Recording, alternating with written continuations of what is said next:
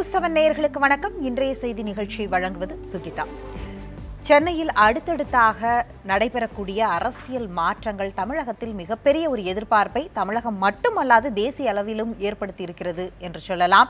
வர்தா புயல் கூட ஒரு நாளில் மையம் கொண்டு புரட்டி போட்டுவிட்டு போய்விட்டது. ஆனால் அதிமுகவில் மையம் கொண்டிருந்த இந்த புயலானது இரு அணிகளாக பிளவுபட்டிருந்த கூடிய சூழ்நிலையில் தற்பொழுது மீண்டும் இணைவதற்கான பேச்சுவார்த்தைக்கு குழு அமைப்பது வரை அடுத்த கட்ட நடவடிக்கைக்கு சென்றிருப்பது வரவேற்கக்கூடியதாகவும் ஆரோக்கியமானதாகவும் அனைவரும் பார்த்து கொண்டிருக்கக்கூடிய இந்த சூழ்நிலையில் இது அடுத்தடுத்த திருப்பங்கள் எதை நோக்கி போகிறது என்பதும், இன்னும் சொல்ல போனால் தற்பொழுது மிகப்பெரிய பிளவை ஒரு 45 நிமிட தியானத்திற்கு பிறகு எழுப்பிய முன்னாள் முதல்வர் ஓ பன்னீர்செல்வம் அவர்கள் எதிரணியில் தங்களுடன் பேசுவதற்காக குழு அமைத்திருக்கிறார்கள் என்ற தகவலையே அவர் சொல்கிறார் என்றால் எந்த அளவிற்கு ஒருங்கிணைவது இந்த இரு அணிகளும் அதற்கான முயற்சிகள் எடுக்கப்பட்டு வருகிறது என்பது மிக தெளிவாக தெரிகிறது. அடுத்தடுத்த கட்ட திருப்பு முனையாகவும் இன்றைய நாளை தீர்மானிக்கக்கூடியதாகவும் இன்றைய செய்தியை தீர்மானிக்கக்கூடியதாகவும் இது இருக்க போகிறது என்பதில் மாற்று கருத்து இல்லை. இது குறித்து பல்வேறு கருத்துக்களை நம்முடன் பகிர்ந்து கொள்வதற்காக பத்திரிகையாளர் வெங்கடேசன் அவர்கள் நம்முடன் இணைந்திருக்கிறார். வரவேற்று நிகழ்ச்சியை தொடங்கலாம். வணக்கம். இரண்டு அணிகள், பல்வேறு குற்றச்சாட்டுகள், இன்னும் சொல்ல போனால் எந்த கட்சி எந்த சின்னத்தை முதன்மைப்படுத்தினார்களோ அந்த சின்னமே முடக்கக்கூடிய அளவிற்கு இரு துருவங்களாக இருந்தவர்கள் இப்பொழுது இணைவதற்கான சாத்தியக்கூறுகளும் முயற்சிகளும் நடப்பதை பார்க்க முடிகிறது. இதை நீங்க எப்படி பார்க்கிறீங்க? நான் இதை ரொம்ப நாளுக்கு முன்னாடியே எதிர்பார்த்தேன். ஆனால் அது ரொம்ப அல்லது இப்படி சொல்லணும், அதாவது இது என்றைக்காக இருந்தாலும் மீண்டும் இணையக்கூடிய ஒரு வாய்ப்பு இருப்பதாகத்தான் இது இந்த மாதிரியான பிளவு நடந்த காலகட்டத்திலேயே அப்படிப்பட்ட ஒரு பேச்சு இருந்தது. அன்றைக்கு அவர்களுக்கு உள்ளே இருந்த இடைவெளி இன்றைக்கு படிப்படியாக வேறு பல காரணங்களால் இன்றைக்கு அந்த இடைவெளியை அவர்களை நிரப்பிக்கொள்ள வேண்டிய ஒரு இடத்தில் இருக்கிறார்கள். அப்போ இதுதான் அரசியல் ரீதியான பொலிட்டிக்கல் ரீசன் அப்படின்னு ஒன்று இருக்குது எப்போவுமே. அதாவது என்ன சொல்றது, காலத்தை ஒட்டி, சம்பவங்களை ஒட்டி, நடக்கக்கூடிய மாற்றங்களை ஒட்டி அதற்கேற்ப தங்களை மாற்றிக்கொள்ள வேண்டிய தேவை இன்றைக்கு அரசியலில் இருக்கிறது. குறிப்பாக இன்றைக்கு அதிமுகவுக்கு அந்த மாதிரியான ஒரு தேவை ஒன்று இருக்கிறது. அந்த தேவையை ஒட்டித்தான் இந்த பேச்சுவார்த்தைக்கான ஒரு முனைப்பை ஆரம்பித்திருக்கிறார்கள். ஏனென்றால் இன்றைக்கு தேதியில் நேற்று நடந்த பல்வேறு சம்பவங்கள், நேற்று நடந்த கிடுகிடுகிடுவென்று நடந்த பல்வேறு சம்பவங்களுடைய தொடர்ச்சியாக நீங்கள் ஒரு சூழ்நிலைக்கான மாற்றம் ஒன்று ஏற்பட்டிருக்கிறது. இதனுடைய தொடர்ச்சியாகத்தான் இன்றைக்கு அவர்கள் காலையில் கூட ஒரு அமைச்சர் பேசும்போது சொன்னார், இது அண்ணன் தம்பிகளுக்குள்ளே இருக்கக்கூடிய ஒரு சண்டை போன்றது, நாங்கள் இதை பேசி தீர்த்துக் கொள்வோம் என்கிறார்கள். அதே போல் அந்த பக்கம் இருக்கக்கூடிய ஓபிஎஸ் அவர்களும் இதற்கான ஒரு பேச்சுவார்த்தைக்கான தயார் நிலையில் தான் இருக்கிறார்கள் என்ற ஒரு விஷயம் இருக்குது. அப்போ இயல்பாகவே ஒரு முக்கியமான ஒரு விட்டு கொடுத்தல் என்ற இரண்டு பக்கமும் இருக்கிறது. இந்த விட்டு கொடுத்தலுக்கான தேவை இன்றைக்கு ஏற்பட்டிருக்கிறது என்றதுலேருந்து தான் இதை நம்ம அந்த தேவை எந்த இடத்துலேருந்து ஆரம்பிக்கிறது அப்படிங்கிற ஒரு கேள்வி ரொம்ப முக்கியமாக பார்க்கப்படுகிறது. அதாவது சின்னம் முடக்கப்பட்ட அன்னைக்கு கூட இந்த தேவை அதிகமாக தேவை. ஏன்னால் தமிழகத்துடைய அதாவது அவர்களே சொல்லக்கூடிய அளவிற்கு 1.5 கோடி தொண்டர்களை கொண்டிருக்க ஒரு கட்சியை பிரதானப்படுத்தக்கூடியது அந்த இரட்டை இலை சின்னம் தான். அந்த சின்னம் முடக்கப்பட்ட நாளில் கூட இப்படியான அவர்கள் இதுவரையில 2 பேரும் வெவ்வேறு சின்னத்தோடு தேர்தலை சந்திக்கிறாங்க.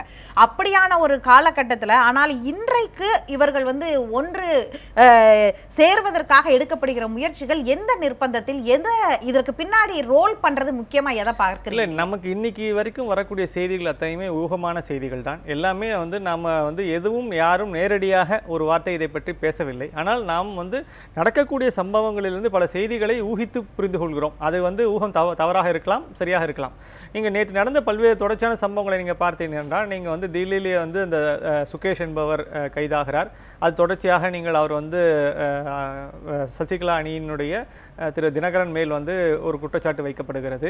இது ஒரு பகுதி நடக்கிறது. இதனுடைய ஒரு தொடர்ச்சியாக நீங்கள் படிப்படியாக பல்வேறு மாற்றங்கள் ஏற்கனவே இவர்கள் நேற்றுவா அங்கே இரட்டை இலைக்கான இறுதி அந்த தங்களுடைய பத்திரங்களை, பிரமாண பத்திரங்களை தாக்கல் செய்கிறார்கள். இது எல்லாமே ஒருங்கிணைந்து நீங்கள் சேர்த்து புரிந்து கொண்டால் அப்போ அவர்களுக்கு ஒரு விஷயம் புரிகிறது. என்னவென்றால், இன்றைக்கு இந்த இரட்டை இலையை தக்க வைத்துக் கொள்ள வேண்டிய தேவை ஒன்று இருக்கிறது. இந்த இரட்டை இலை முடக்கப்பட்டு விடுமோ, இது யாருக்கும் வழங்கப்படாமல் இன்னும் தள்ளி வைக்கப்படுமோ அப்படிங்கிற ஒரு அச்சம் ஒன்று இருக்கிறது. அடுத்து வரக்கூடிய 2 முக்கியமான தேர்தல்கள், நீங்கள் குறிப்பாக நீங்கள் முக்கியமான தேர்தல் என்பது உள்ளாட்சி தேர்தல் வர வேண்டியிருக்கிறது. அப்புறம் நிச்சயமாக இந்த மாதிரி ஆர்கே நகர் தொகுதிக்கான இடைத்தேர்தல் இன்னும் ஒரு 6 மாத காலகட்டத்திற்குள் வர வேண்டியிருக்கிறது. இந்த மாதிரியான ஒரு இடரை கண்டிப்பாக நேரடியாக சந்திக்க வேண்டும் என்றால், இந்த மாதிரி ஒரு சவால் இது. அந்த சவாலை சந்திக்க வேண்டும் என்றால் அவளுக்கு அந்த இரட்டை இலை தேவையாக இருக்கிறது. அதற்கு நிச்சயமாக ஒரு முகம் தேவையாக இருக்கிறது. இந்த மாதிரியான சிக்கல்கள் ஒவ்வொரு இடத்திலும் இருக்கிறது. இப்போ நீங்கள் தினகரன் மேல் மேல் பாயக்கூடிய வழக்கு என்னவாக மாற்றத்தை அடையுமோ என்ற ஒரு அச்சம் ஒன்று இருக்கிறது. இரட்டை இலைக்கு என்ன விதமான பாதிப்பு ஏற்படுமோ என்ற அச்சம் ஒரு மாதிரி இருக்கிறது. இதையெல்லாம் சமாளிக்க வேண்டிய ஒரு சூழலில் தான் நேற்று இரவு அமைச்சர்கள் எல்லாம் சந்தித்து பேசியிருக்கிறார்கள். இன்றைக்கு உடனடியாக இதற்கான ஒரு ஒருங்கிணைந்து அந்த குறைந்தபட்சம் அந்த இரட்டை இலையேனும் தக்க வைத்துக்க ஒரே அணியாக இவர்கள் போய் எலெக்ஷன் கமிஷனில் சொன்னாங்கன்னா அந்த இரட்டை இலை அப்போ இன்னும் அந்த கொஸ்டின் பண்ணுறதுக்கான இதுவே வாய்ப்பே இல்லை. ஸோ அப்போ 2 பேரும் ஒருங்கிணைந்து விட்டோம் அப்படின்னு சொல்லி நீங்கள் கேட்டாங்கன்னா அந்த இரட்டை இலை முடக்கப்படுவது தடுக்கப்படும். அப்போ இயல்பாகவே அவளுக்கு அந்த இரட்டை இலை கிடைத்துவிடும். அப்போ அந்த மாதிரியான ஒரு முயற்சிக்கு தான் இப்போ இந்த மாதிரியான ஒரு பேச்சுவார்த்தைகள், இந்த மாதிரி சமாதானங்கள் எல்லாமே ஏற்பட்டு கொண்டிருப்பதாக தான் நம்ம புரிந்து கொள்ள வேண்டியதாக. தொடர்ந்து நாம் பேசலாம். தற்பொழுது அதிமுக தரப்பில் வி.கே. சசிகலா அவர்கள் அணியிலிருந்து ஆவடி குமார் அவர்கள் நம்முடன் இணைந்திருக்கிறார்கள். வணக்கம் சார். இப்போது நீங்கள் குழு அமைத்திருப்பதாகவும் மற்றொரு அணியாக இருக்கக்கூடிய ஓ பன்னீர்செல்வம் அவர்களுடைய அணியுடன் பேச்சுவார்த்தை நடத்துவதற்கு நீங்கள் தயாராக இருப்பதாக பெரிய குளத்தில் முன்னாள் முதல்வர் ஓ பன்னீர்செல்வம் அவர்கள் இப்படி ஒரு தகவலை கூறியிருக்கிறார். இது குறித்து உங்களுடைய கருத்து? உண்மையாக அப்படி குழு அமைக்கப்பட்டிருக்கிறதா? அது குறித்து சொல்லுங்க. நிச்சயமாக உறுதியாக எந்த குழுவும் அமைக்கப்படவில்லை. அனைத்து இந்திய அண்ணா திராவிட முன்னேற்ற கழகத்தில் இன்றைக்கு ஏற்பட்டிருக்கின்ற சில பிரச்சனைகளுக்கு தீர்வு காண வேண்டும் என்ற கருத்து இன்றைக்கு அனைத்து இந்திய அண்ணா திராவிட முன்னேற்ற கழகத்தின் மூத்த தலைவர்களிடத்தில் உருவாகி இருக்கிறது. அதற்கான முயற்சியில் ஈடுபட்டிருக்கிறோம் என்பது உண்மை. ஏனென்றால் எங்கள் மீது இன்றைக்கு எங்களுடைய புரட்சி தலைவி அம்மா அவர்களுடைய இறப்புக்கு பிறகு ஏற்பட்ட இந்த பாதிப்பான சூழ்நிலையை பயன்படுத்தி எங்கள் அரசியல் எதிரிகள் எங்களை முடக்குவதற்கும் எங்களை பலகீனப்படுத்துவதற்கும் எங்களுடைய சின்னத்தை தடை செய்வதற்கும் முயற்சித்துக் கொண்டிருக்கிறார்கள். அவர்களுக்கு சிலர் இலக்காகி பயன்பட்டு வருகிறார்கள். அதை தடுக்க வேண்டும் என்பதற்காக அவர்களோடு பேசி ஒரு சுமூக சூழ்நிலையை உருவாக்க வேண்டும் என்று முயற்சித்துக் கொண்டிருக்கிறோம். குழு அமைக்கப்படவில்லை அப்படிங்கிற கருத்தை நீங்க முன்வைக்கிறீங்க. தொடர்ந்து நேற்று இரவு நடைபெற்ற அவசர ஆலோசனை அமைச்சர்களுடைய அந்த கூட்டம் என்ன முடிவு செய்யப்பட்டது? இன்று காலையும் இப்பொழுது அங்கு கூட்டம் நடைபெறுவதாக ஒரு தகவல், நமக்கு முதற்கட்ட தகவல் கிடைத்திருக்கிறது. அதன் அடிப்படையில என்ன ஆலோசனை கூட்டத்தில் முடிவு செய்யப்பட்டிருக்கு அப்படிங்கிறது குறித்து விளக்கமா சொல்லுங்க.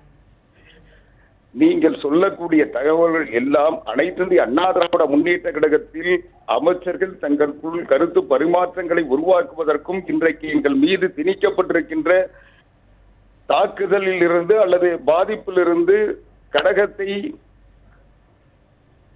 விடுவிப்பதற்கும் இன்றைய பிரச்சனைகளுக்கு தீர்வு காண்பதற்கும் ஒரு முயற்சி நடந்து கொண்டிருக்கிறது. அதற்காக கருத்து பரிமாற்றங்களை செய்து கொண்டிருக்கிறார்கள். இதை தவிர எந்த அதிகாரப்பூர்வமான குழுவும் அமைக்கப்படவில்லை. அதிகாரப்பூர்வமான பேச்சுவார்த்தையும் நடைபெறவில்லை. எங்களுடைய கட்சியினுடைய துணை பொதுச் செயலாளர் டிடிவி தினகரன் அவர்கள் மிக தெளிவாக சொல்லியிருக்கிறார். தாய் கழகத்தில் மீண்டும் இணைய வருபவர்களை நாங்கள் வரவேற்க தயாராக இருக்கிறோம். எனவே இது அதற்கான முயற்சியை தவிர இது ஏதோ கட்சியில் ஒரு பிரச்சனை இருப்பதை போன்றவும் புதியதாக ஒரு கருத்தாக்கம் உருவாக்கப்பட்டிருப்பதை போலவும் இது ஒரு தோற்றத்தை உருவாக்குகிறார்கள். இது திட்டமிட்டு எங்கள் அரசியல் எதிரிகள் பல நிலைகளில் பல பிரச்சாரங்களை இன்றைக்கு தங்களுக்கு உதவி செய்பவர்களை வைத்து பிரச்சாரங்களை செய்து கொண்டிருக்கிறார்கள். அந்த வகையில் இன்றைக்கு ஊடகங்களால் உருவாக்கப்படுகின்ற ஒரு தோற்றம் எந்த வகையில் இப்ப நீங்கள் குறிப்பிட்டீர்கள், உங்களுடைய துணை பொதுச் செயலாளர் இந்த மாதிரி தாய் கழகத்திற்கு அவர்கள் எல்லாம் திரும்ப வேண்டும் என்று அவரும் எண்ணுகிறார் அப்படின்னு.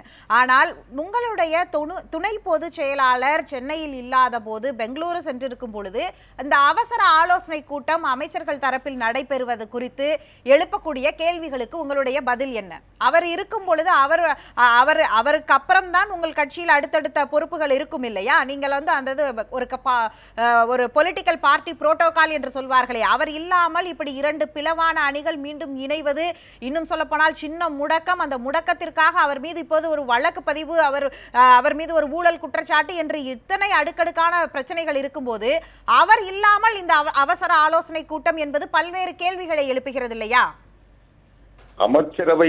அமைச்சரவை கூட்டம் அல்லது அமைச்சர்கள் கூடி பேசுகின்ற பொழுது அது தொடர்பான நிகழ்ச்சிகளில் கட்சியுடைய துணை பொதுச் செயலாளர் கலந்து கொள்ளவில்லை என்று கேள்வி எழுப்புவதே இது உங்களுடைய சரியான பார்வையாக எனக்கு தெரியவில்லை. அதுக்குதான் நான் மிக தெளிவாக சொன்னேன். அதாவது பொலிட்டிக்கல் பார்ட்டி புரோட்டோகால் அடிப்படையில நான் கேட்டேன். அரசு சார்பான ஒரு கூட்டமாக நான் அதை கேட்கவில்லை. இல்ல, நீங்க பொலிட்டிக்கல் புரோட்டோகால் அங்க ஏன் வந்ததுன்னு எனக்கு தெரியல. இது அது கட்சியினுடைய அதிகாரப்பூர்வமான கூட்டமோ அதிகாரப்பூர்வமாக நடந்த நிகழ்ச்சியோ இல்லை. அமைச்சர்கள் தங்களுக்குள் கருத்து பரிமாற்றங்களை செய்து கொண்டிருக்கிறார்கள். இன்னும் சொல்ல போனால் நேற்றைய தினம் அந்த கூட்டத்தை தொடர்ந்து அந்த நிகழ்ச்சி முடிந்தவுடன் பத்திரிகையாளர் சந்தித்த மரியாதைக்குரிய நிதி மற்றும் மீன்வளத்துறை அமைச்சர் ஜெயக்குமார் அவர்கள் மிக தெளிவாக சொன்னார், நாங்கள் தேர்தல் கமிஷனில் இன்றைக்கு தேவையான தொண்டர்களுடைய நிர்வாகிகளுடைய தாக்கல் செய்வதற்கான அப்டேவிட் நாங்கள் தயாரித்துக் கொண்டிருக்கிறோம். அதையெல்லாம் முறைப்படுத்தி தேர்தல் கமிஷனில் எங்களுடைய சின்னத்தை மீட்பதற்குரிய பணிகளில் தேவையான நடவடிக்கைகளை எடுப்பதற்காக நாங்கள் கருத்தொற்றுமையை உருவாக்கி அதை கலந்து ஆய்வு செய்து அதற்கான முயற்சியில் ஈடுபட்டிருக்கிறோம் என்பதுதான் அவர் முதல் வைத்த அந்த கூட்டத்தில் எடுக்கப்பட்ட முதல் நிகழ்வாக சொன்னார். ஆனால் அதை மறைத்துவிட்டு மற்றதையெல்லாம் நீங்கள் பேசிக் கொண்டிருக்கிறீர்கள். எங்களை பொறுத்தவரை நீங்கள் தொடர்ந்து தொடர்பிலே இருங்கள். இங்கு மறைத்து விட்டெல்லாம் பேசவில்லை. அடுத்தடுத்த கட்ட நகர்வுகள் குறித்து தான் பேசிக் கொண்டிருக்கிறோம். இப்ப அவருடைய கருத்தை நாங்க அப்படி குழுவே அமைக்கல அப்படின்னு சொல்றாரு. ஆனால் அங்க தேனியில முன்னாள் முதல்வர் ஓ பன்னீர்செல்வம் அவர்கள் குழு அமைச்சிருக்காங்க, எங்க கூட பேசுங்கிறாரு, நாங்க குழுவே அமைக்கலங்கிறாரு. இரண்டாவதாக இவங்க அமைச்சர்கள் பேசுறதே கட்சி சார்பான விஷயங்களை பேசாத மாதிரி தான் அவர் பேசுறாரு. அது அமைச்சர்களுடைய ஒரு ஆலோசனை கூட்டம் போன்று பேசுகிறார். இந்த கருத்தை நீங்க எப்படி பார்க்குறீங்க? 2-3 அம்சங்கள் இதில் புரிந்து கொள்ள வேண்டும். இவர் ஒரு official spokes person. So official spokes person அப்படிங்கிறவர் கண்டிப்பாக கட்சியினுடைய அந்த மேலிடம் என்ன முடிவை எடுக்கிறதோ அஃபிஷியலாக இன்றைக்கு ஒரு ப்ரெஸ் ரிலீஸ் கொடுத்து அவர்கள் இந்த மாதிரி ஒரு கூட்டம் நடந்தது, ஒரு குழு அமைத்தது அப்படின்னு சொல்ல பிற்பாடு தான் இவர் அதை உறுதிப்படுத்த முடியும். இன்றைக்கு அவருடைய தரப்பில் இன்றைக்கும் அந்த மாதிரியான ஒரு குழு அமைக்கப்பட்டு அந்த மாதிரியான ஒரு தகவல் தெரிவியுங்கள்னு இன்னும் அவருக்கு உறுதியான ஒரு விவரங்கள் கொடுக்கப்படாதனால் அவர் அந்த ஸ்டாண்டோடு இருக்கார். அதில் ஒரு தவறு கிடையாது, அது சரியான அணுகுமுறையும் கூட. ஓபிஎஸ் அவர்கள் தெரிவிக்கிறார் என்றால் அவருக்கு கிடைத்திருக்கக்கூடிய தகவல்களின் அடிப்படையில் இந்த மாதிரி ஒரு குழு அமைக்கப்பட்டிருக்கிறது அப்படிங்கிற ஒரு விஷயத்துலேன்னு சொல்கிறார். அதை திருப்பி ரீகன்ஃபார்ம் பண்ணணும்னா திருப்பி நம்ம ஓபிஎஸ் அவருடைய தான் நம்ம கேட்கணும். அந்த மாதிரி இன்னைக்கு நாளுடைய எண்டுக்குள்ளே இல்லை நாளைக்குள்ளே இந்த மாதிரியான ஒரு குழு அமைக்கப்பட்டு நீங்கள் அந்த மாதிரியான ஒரு பேச்சுவார்த்தைக்கான இடம் போகும்பொழுது கண்டிப்பாக இது ஒரு அஃபிஷியல் ஸ்போக்ஸ் பர்சனே அதை நீங்கள் எடுத்து சொல்வதற்கான ஒரு வாய்ப்பு வரலாம். அது ஒரு அடுத்த கட்ட நகர்வாக இருக்கலாம். அது இப்படி தான் இந்த நகர்வு இருக்குன்ற எதிர்பார்ப்பும் இருக்கலாம். இப்போ என்ன, ரெண்டு தரப்பு நின்று பேச்சுவார்த்தை நடத்துவதற்கு போதுமான ஒரு அதிகாரம் உடையவர்கள் அவர்கள் பேசுவதற்கு அனுமதிக்கப்பட வேண்டும். அப்போ இன்னும் பார்த்தீங்கன்னா இன்னைக்கு நேற்று நடந்த இந்த அமைச்சர்களுடைய கலந்துரையாடல் அப்படிங்கிறது அவர் சொல்றது பார்த்தீங்கன்னா அது அமைச்சர்களுடைய ஒரு பேச்சுவார்த்தை கலந்துரையாடல் அடிப்படையில் நிற்கிறார் தவிர கட்சியினுடைய ஒரு முடிவுகளை அவர் எடுக்கவில்லை அப்படிங்கிற பாயிண்ட்ல தான் சொல்றார். கட்சியினுடைய முடிவுகளை இன்னும் திரு தினகரன் அவர்கள் தான் எடுத்துக்கொண்டிருக்கிறார். அவருடைய அனுமதியின் பேரில் அந்த மாதிரி எந்த குழுவும் அமைக்கப்படவில்லை, அந்த மாதிரியான பேச்சுவார்த்தை நடக்கவில்லைங்க தான் அவருடைய பாயிண்ட்லேருந்து புரிஞ்சு கொள்ள முடியுது. ஆனால் நாம் எப்படி பார்க்குறோன்னா இந்த டிஸ்கஷன்ஸ் அதுக்கு அப்பாற்பட்டு படிப்படியாக அல்லது சைமல்டேனியஸாக ரெண்டு பக்கமும் இணையாக நடந்து கொண்டிருப்பதாக தான் நாம் புரிந்து கொள்கிறோம். இப்போ இந்த பக்கம் அவர் தினகரன் அவர்கள் இங்கே சென்னையில் இல்லை, அதே சமயத்தில் இங்கே இந்த மாதிரியான ஒரு கலந்துரையாடல் நடந்து கொண்டிருக்கிறது. அப்போ அதுக்கான ஒரு நியாயம் ஒன்று இருக்கிறது. இதில் பார்த்தீங்கன்னா முதல்வர் எடப்பாடி பழனிசாமி அவர்களும் பங்கு கொள்ளவில்லை. அப்போ இயல்பாகவே இது அமைச்சர்கள் மத்தியில் நடந்து கொண்டிருக்கக்கூடிய உரையாடல். அந்த உரையாடலுக்கு அப்புறம் இதுக்கான ஒரு அஃபிஷியல் ஸ்டேட்டஸ் அப்படிங்கிறது இனிமேல் தான் அது வருமா இருக்கும். ஆனால் இது இந்த பேசக்கூடிய இந்த அக்கறை என்பது ஒரு முக்கியமான புள்ளி. இது எல்லோரும் அதில் பற்றி இரட்டை இலையை தொலைத்து விடுவோமோ என்ற ஒரு அக்கறை ஒன்று இருக்கிறது. அதிலிருந்து மீட்க வேண்டும் என்பதற்கான ஒரு கலந்துரையாடலை செய்து கொண்டே இருக்கிறார்கள். இதுக்கு ஒரு அஃபிஷியல் ஸ்டேட்டஸ் கிடைப்பதற்கு தினகரன் அவர்கள் அதை ஏற்றுக்கொண்டு அதை அவரிடம் ஏற்றுக்கொள்ள வைத்து அல்லது அதற்கான ஒரு பரிமாற்றங்கள் நடந்த பிற்பாடு ஒரு இயல்பான அதற்கான ஒரு அஃபிஷியல் ஸ்டேட்டஸ் ஒன்று கிடைக்கும். அதுக்கான காலகட்டம் அல்லது மேபி அடுத்த 1-2 நாட்களில் இது நடக்கக்கூடிய வாய்ப்பு இருக்கிறது. இப்போதைக்கு இருக்கக்கூடிய நிலைமை பொறுத்த வரைக்கும் அவர் அந்த மாதிரியான ஒரு குழு ஏற்படவே இல்லை அப்படிங்கிறது தான் திரு ஆவடிக்குமார் அவருடைய கருத்து. ஆனால் இதில் இருக்கக்கூடிய விஷயம் என்னென்னா இந்த விதமான ஒரு அணுகுமுறை என்பது சரியான அணுகுமுறை. அதை நீங்கள் அஃபிஷியலாக நீங்கள் இவர்களே அனுமதித்து அதற்கான ஒரு முழு அதிகாரத்தை அந்த குழுவினருக்கு கொடுத்து நீங்கள் பேச்சுவார்த்தையை தொடங்குவது என்பது அவர்களை பொறுத்த வரைக்குமே அது தேவையான ஒன்று. அதை நிச்சயமாக அவர்கள் செய்வார்கள் என்று தான் நான் நம்புகிறேன். வைக்கப்பட்ட குற்றச்சாட்டுகள் இரண்டு தரப்பிலும் பல்வேறு நிபந்தனைகள். நேற்றைக்கான ஓ பன்னீர்செல்வம் அவர்கள் நிபந்தனை இல்லாமல் பேச்சுவார்த்தைக்கு தயார் என்று சொல்கிறார். ஆனால் அந்த 3/4 மணி நேர தியானத்திற்கு பிறகு அவர் என்னென்ன குற்றச்சாட்டுகள் வைத்தார், அவருடைய முதல்வர் பதவி ஏன் பறிக்கப்பட்டது என்று பல குற்றச்சாட்டுகளை அவர் முன்வைத்திருந்தார். அதெல்லாம் பார்க்கும் பொழுது வெளியிலிருந்து பார்க்கக்கூடியவர்கள் இந்த குற்றச்சாட்டுகளும் இந்த நிபந்தனைகளையும் எப்படி பார்ப்பார்கள்? மக்களுக்கு மறதி என்பது ஒரு மிகப்பெரிய ஒரு சொத்து. நீங்கள் அதுவும் அரசியல்வாதிகள் இந்த மக்களுடைய மறதியைத்தான் பெரும்பாலும் நம்பி தங்களுடைய ஆட்சியை அல்லது தங்களுடைய முடிவுகளை எடுக்கிறார்கள். அதனால் நிச்சயமாக அந்த 3/4 மணி நேர தியானம், அதுக்கு பின்னர் அவர் பேசியது, அதே போல் இந்த பக்கம் இருக்கக்கூடிய இந்த தரப்பு அரசியல்வாதிகள் வைத்த குற்றச்சாட்டுகள், இந்த கடந்த தேர்தல் ஆர்கே நகரில் பேசப்பட்டது, அதுக்கு முன்னால் பின்னால் பேசப்பட்டது அத்தனையும் மக்கள் மிகச் சுலபமாக மறந்து விடுவார்கள் என்ற ஒரு நம்பிக்கை இரண்டு அணிக்குமே இருக்கிறது. அப்போ இயல்பாகவே நீங்கள் அவருடைய இன்றைய நோக்கம் என்பது ஒருங்கிணைவது மட்டும்தானே தவிர இதனால் வரைக்கும் பேசியது அத்தனையும் அந்த ஒரு ரப்பரில் போட்டு அழைத்து துடைத்து அந்த ஸ்டேட் க்ளீன் ஆயிரும் அப்படிங்கிற ஒரு நம்பிக்கை இருக்குது. ஆனால் அது அப்படி இல்லை அப்படிங்கிறதா. அதாவது வெறும் அவதூறு குற்றச்சாட்டுகளை தாண்டி முன்னாள் முதல்வர் ஜெயலலிதா அவர்களுடைய மரணம் குறித்த சந்தேகங்களும் அதற்கு ஆணையம் அமைப்பது வரைக்கும் போன முன்னாள் முதல்வராக இருக்கும் பொழுது பன்னீர்செல்வம் அவர்கள் எடுத்த நடவடிக்கை, அதை வைத்துதான் இந்த ரிபலே ஆரம்பிச்சது, அங்கிருந்து தான் ஆரம்பிச்சது.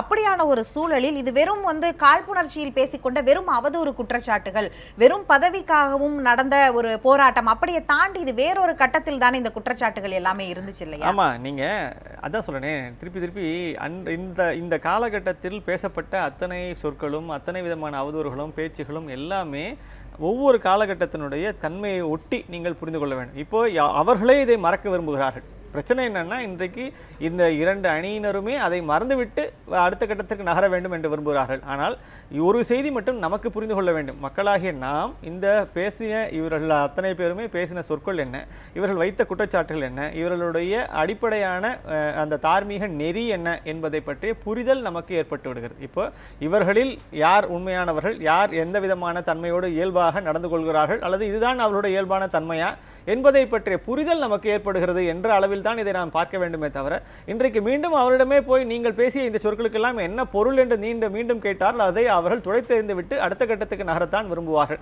ஏனென்றால் இன்றைக்கு அவருக்கு அது தேவையான ஒரு அரசியல் ரீதியான ஒரு தேவை வேறு இடத்தில் மாறிவிடுகிறது என்பதனால் பழைய விஷயங்களை மறந்து விடுவது என்பது அவர்களுக்கு தேவையாக இருக்கிறது.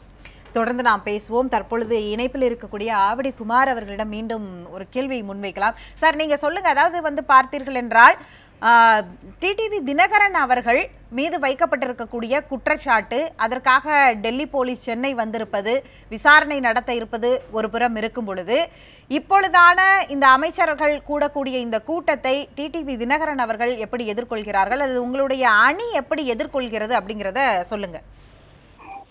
அதாவது மரியாதைக்குரிய பத்திரிகையாளர் வெங்கடேஷ் அவர்கள் ஒரு கருத்தை சொன்னார், மக்கள் மறதி நிறைந்தவர்கள் என்று.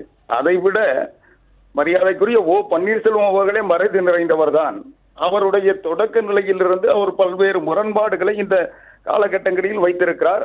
அதனுடைய நீட்சியாகத்தான் அதை பார்க்க வேண்டும். அனைத்திந்திய அண்ணா திராவிட முன்னேற்ற கழகத்தை பொறுத்தளவில் எந்த பிரச்சனையும் இல்லை. எங்களுடைய பொதுச் செயலாளராக சின்னம்மா அவர்கள் தேர்ந்தெடுக்கப்பட்டதை ஏற்றுக்கொண்டிருக்கிறார்கள்.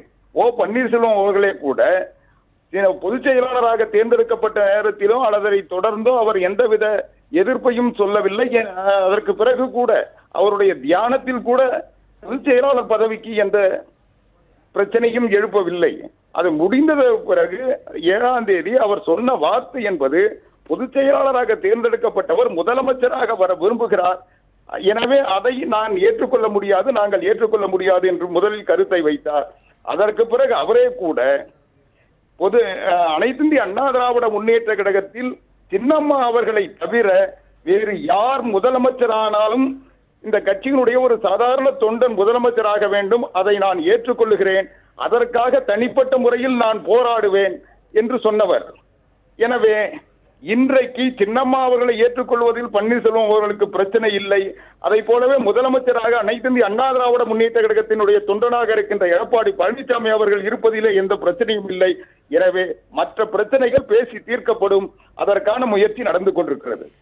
அதாவது இப்பொழுது துணை பொதுச் செயலாளராக டிடிவி தினகரன் அவர்களையும் அடுத்த கட்டமாக முதல்வர் எடப்பாடி பழனிசாமி அவர்களையும் பன்னீர்செல்வம் அவர்களும் அவரது அணிகளும் ஏற்றுக்கொண்டு விட்டார்கள் அப்படிங்கிற அடிப்படையிலிருந்து உங்கள் கருத்தை எடுத்துக்கொள்ளலாமா? அதை தாண்டிதான் பேச்சுவார்த்தை நடத்துகிறோம் என்றால் இது பேச்சுவார்த்தையின் பிரதானம் இல்லை, இது முடிவுக்கு வந்துவிட்டதா? அதை தாண்டி எந்த பேச்சுவார்த்தையும் இல்லை. அதை ஒட்டிய பேச்சுவார்த்தை தான்.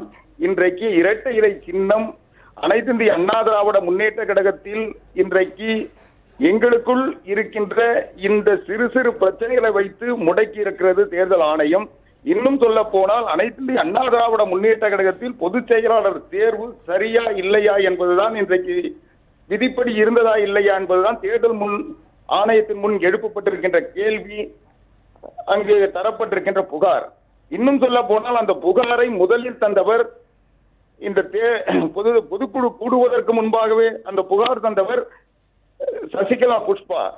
அதற்கு பிறகு இந்த தேர்வு சரியில்லை என்று புகார் தந்திருப்பவர் கே.சி. பழனிசாமி. அதற்கு பிறகு பன்னீர்செல்வம் மாற்றம் வந்ததற்கு பிறகு கூட இன்று வரை தேர்தல் ஆணையத்தில் பன்னீர்செல்வம் அவர்கள் எந்த புகாரையும் தரவில்லை. எனவே புகார் தந்திருப்பவர்கள் மைத்ரேயன் போன்றவர்களும் மதுசூதனன் அவர்களும் தான். எனவே இதில் இன்றைக்கு அமைப்பு ரீதியாக அவர் பொருளாளராக இருந்தார், அது நீக்கப்பட்டார். அது சரியா தவறா என்பதெல்லாம் இன்றைக்கு விவாதித்து முடிவு எடுக்கக்கூடிய பிரச்சனை. இது போன்ற சிறு சிறு பிரச்சனைகளை தீர்வு காண்பதற்கு சார் நீங்கள் தொடர்பிலே இருங்க. இப்போது பன்னீர்செல்வம் அவர்கள் நீக்கப்பட்டதும் அவர் போய் நேரடியா புகார் கொடுத்தது மதுசூதனன் அவர்கள் தான் அப்படிங்கிற இடத்துல இருந்து நீங்க உங்க கருத்தை சொல்றீங்க. மதுசூதனன் அவர்கள் ஓபிஎஸ் அணியில் தானே இருக்கிறார். இவர்கள் எல்லாம் கலந்தாலோசித்து தானே இப்படி போய் தேர்தல் ஆணையத்தில் முறையிட்டு சின்னத்தை கேட்க அவர்கள் அதற்கான முயற்சிகளை எடுத்தார்கள். இப்பொழுது பன்னீர்செல்வம் அவர்களை தனியாகவும் மதுசூதனன் அவர்களை தனியாகவும் நீங்கள் எப்படி பார்க்கிறீர்கள்?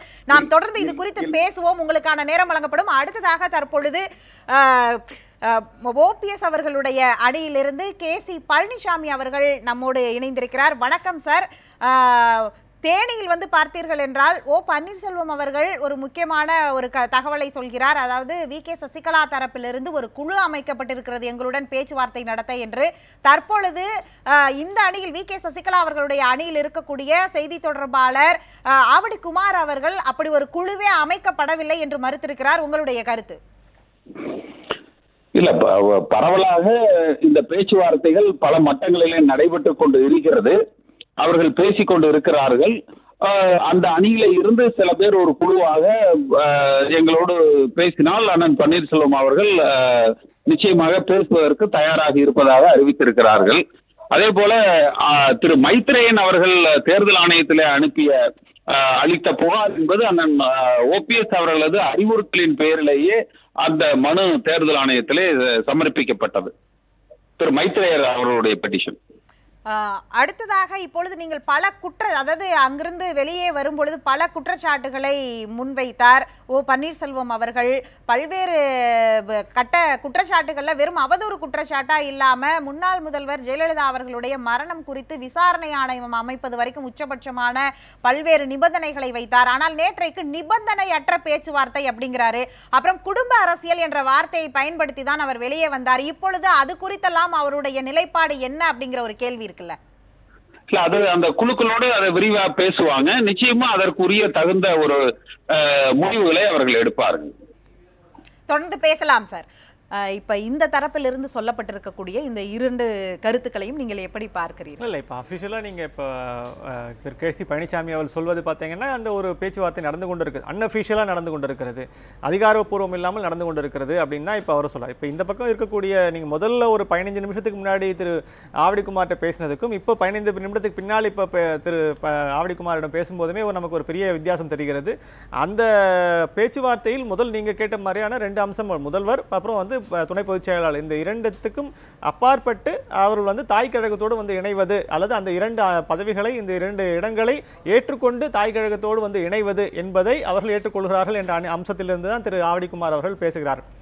அடிப்படையில் ஒரு விஷயத்தை தான் நல்லா புரிஞ்சு கொள்ள முடியுது. என்னன்னா, இன்றைக்கு அவர்களுக்கு இந்த இரட்டை இலை சின்னம் என்பது அவசியம். அந்த இரட்டை இலை சின்னம் அவசியம் என்றால் திருமதி வி.கே. சசிகலா அவர்களை தேர்வு செய்தது சரி என்பதை தேர்தல் ஆணையத்திடம் நிரூபிக்க வேண்டிய தேவை இருக்கிறது. அவர்களுடைய முடிவு சரி என்றால் தான் நீங்கள் இரட்டை இலை முடக்கத்திலிருந்து நீங்கள் காப்பாற்ற முடியும்.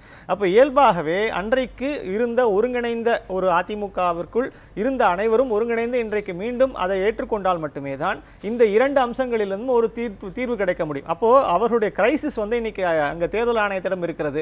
அதை மீட்க வேண்டிய தங்களுடைய கட்சியினுடைய சின்னத்தை மீட்க வேண்டிய அவசியம் இருப்பதனால் இன்றைக்கு 2 அணியினரும் அஃபிஷியலாகவும் அன்அஃபிஷியலாகவுமே அவர்கள் பேசிக் கொண்டிருக்கிறார்கள். இதற்கான ஒரு என்ன சொல்றது, ஒரு அதிகாரப்பூர்வமான அறிவிப்புகள் என்பது மேபி இன்னைக்கோ நாளைக்கோ வெளியே வரக்கூடிய வாய்ப்பு இருக்கிறது. ஆனால் இது எல்லாமே நீங்கள் சொல்ற மாதிரி அவர்கள் மறப்போம் மன்னிப்போம் என்பதாகவோ அல்லது வந்து என்னது அல்லது கசப்புகளை விழுங்கிவிட்டோ இது எல்லாற்றும் வந்து ஒரு இணைந்து கொள்வதற்கான வாய்ப்பு நிறையவே இருப்பதுதான் எனக்கு தெரிகிறது. இது வந்து இவர்கள் இருவரும் இணைவது குறித்து இன்றுதான் ஆவடிக்குமார் அவர்கள் பேசும்பொழுது ஒரு வார்த்தையை சொன்னார். முதலில் புகார் கொடுத்தது சசிகலா புஷ்பா அவர்கள் தான், அப்புறம்தான் ஓ பன்னீர்செல்வம். அப்போ பேச்சுவார்த்தையுடைய அடுத்த கட்டத்துக்கு அவங்க நகர்ந்துட்டாங்க. இப்போ சசிகலா புஷ்பா அவர்களை மட்டுமே இந்த புகாருக்கான ஒரு காரணத்தை இன்னைக்கு தான் அக்னாலஜ் பண்ணியிருக்கிறாங்க. இது வரைக்கும் அந்த இடத்துல அவங்க வரல. இவங்க ஓ பன்னீர்செல்வம் அவர்கள் தான் சின்னத்தை முடக்கியது என்று ஆர்கே நகரில் பிரச்சாரம் செய்தார்கள்.